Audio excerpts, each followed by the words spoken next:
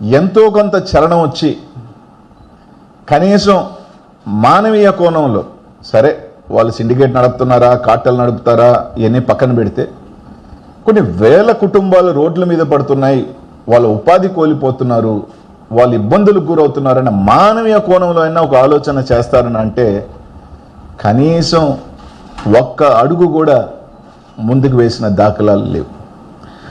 ఈరోజు ప్రజలందరికీ కూడా ఒకటే చెప్పదలుచుకున్నాను, ఏది చెప్పినా కూడా ఆధారాలతో, మొన్న చెప్పిన ఆధారాలు ఈరోజు చూపించినా కూడా మొన్న చెప్పిన దానికి ఎక్కడా కూడా స్పష్టమైన వివరణ అయితే రాలా. అంటే నేను చెప్పిన వ్యక్తి ఆయన దైవాంశ సంభూతుడు, ఆయన మీదే ఉన్న మాట్లాడితే ఆయన ఎప్పుడూ ప్రెస్ మాట్లాడు కాబట్టి ఆయన తరపున వకాల్తా పుచ్చుకునే వాళ్ళు వేద రవిచంద్ర గారు ప్రెస్ మీట్ పెట్టుకుని మాట్లాడారు. ఆయనైనా ఈసారి మళ్ళీ ఆయనే మాట్లాడతాడా లేకపోతే ఆ దైవాంశ సంభూతుడే మాట్లాడతాడా? ఈరోజు ఒకటి అడుగుతా ఉన్నాను, వేమిరెడ్డి ప్రభాకర్ రెడ్డి గారు ఒక కంపెనీ పెట్టి ఆయనే చేసుకోవాలి, ఇంకెవరు చేసుకునే విధంగా లేదు, లేకపోతే మైన్లు ఓపెన్ చేయము అని నేను మాట్లాడి కొన్ని ఇది చెప్పిన తర్వాత కొంతమంది చేత పాపం ఒక 10 మంది చేత మేమంతా సంతోషంగా ఉన్నాం, మేమంతా బాగున్నాం, వాళ్ళెవరు పాపం మాల్యాద్రి చౌదరి, ప్రసాద్ నాయుడు, భరతబాబు చౌదరి, ఇంకొక కిషోర్ చౌదరి, వీళ్ళందరి చేత ప్రెస్ మీట్ పెట్టి చెప్పారు. సరే వాళ్ళ గురించి కూడా నేను చెప్పగలను అనుకో లైట్గా. వాళ్ళ విధంగా ఆ భరతబాబు అనే ఆయనకి దాదాపు ఆయన మైన్ ఓపెన్ చేశారు, ఆయనకు 10 కోట్లు ఫైన్ ఉంది. నేను పోయినసారి కూడా చెప్పాను, మీరు మైన్లు ఓపెన్ చేసిన వాళ్ళు ఎవరు అంటే ఫైన్లు ఉన్న వాళ్ళు మీదే ఓపెన్ చేశారు, ఫైన్ లేని వాళ్ళు మాత్రం ఎందుకు ఓపెన్ చేయలేదు అని అడిగాను. దానికి ఇప్పుడు సమాధానం లేదు. ఆయన భరతబాబుకి ఈ మైన్ ఓపెన్ చేశారు, ఈ మైన్కి సంబంధించి 7 కోట్లు ఫైన్ ఉంది. ఇంకొక ఆయన మాట్లాడాడు, మాలాద్రి గారు అనుకుంటా, గత ప్రభుత్వంలో ఫైన్లు వేసిందని. గత ప్రభుత్వం లేయిలా ఆయన వరకు, ఆయనకి ఈ ప్రభుత్వంలో వేశారు ఫైన్లు.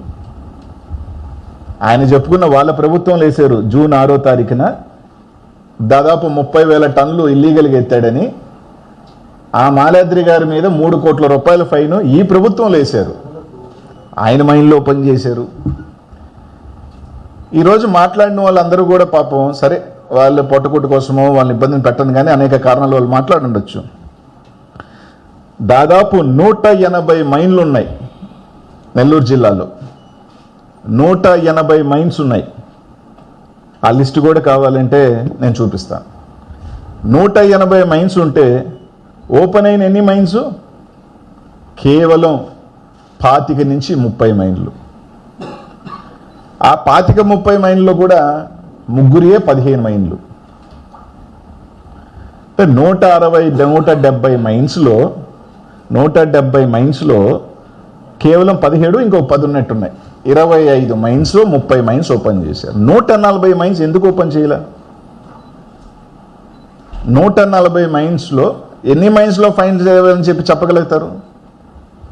ఫైన్స్ లేని ఓపెన్ చేయొచ్చుగా, ఓపెన్ చేయాల. ఈ రోజుటికి కూడా కనీసం ఆ మైన్స్ ఎందుకు ఓపెన్ చేయట్లేదు అనేది ఇంకా క్లారిటీ లేదు. ఫైన్స్ ఉన్నాయి, ఓపెన్ చేసేసారు. కోట్ల రూపాయల ఫైన్లు ఉన్నాయి, ఓపెన్ చేశారు.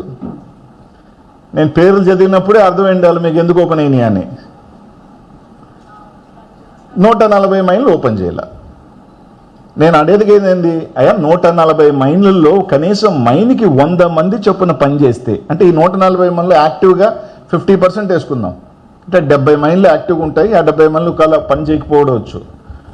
70 మైన్లో కనీసం ఒక 100 మంది పని చేసినా 7,000 మంది కుటుంబాలు పని కోల్పోయినారు, రాయి కొట్టే పని పోయినారు.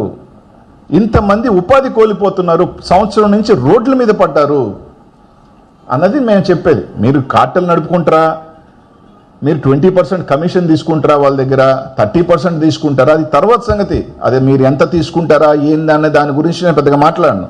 కానీ ఇన్ని వేల కుటుంబాలు రోడ్ల మీద పడిపోతున్నాయి, పని లేకుండా పోతుంది. ఒక పక్కేమో మీకు పథకాలు ఇచ్చేదానికి డబ్బులు లేవంటున్నారు.